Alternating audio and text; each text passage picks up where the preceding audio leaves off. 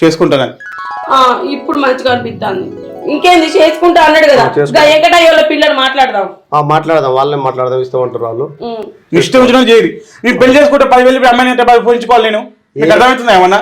ఏదో ఒకటి చూసుకోవాలి. జాబ్ వచ్చిన చేసుకోవాలని చెప్తున్నా కదా. వస్తుంది, జాబ్ ఆడిపోతే రాక వస్తుంది. అదే అదే వస్తుంది. మీకు నచ్చిన చేసుకోవచ్చు. ఒక ఇంట్లోని కావాలి. ఉదాహరణ అంది పడతాడు వాడు, లగ్గం అయితే అన్ని సెట్ అయితే ఇంకేది చూడు అన్నాడు కదా, వెంకటయ్యలో పిల్లలు మాట్లాడు.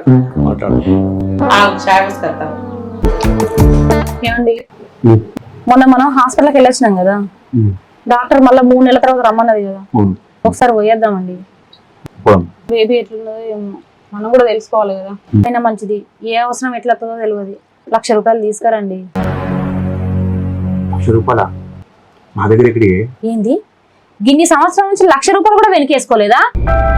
ఇట్లాంటి పిల్లలు నీకెందుకు?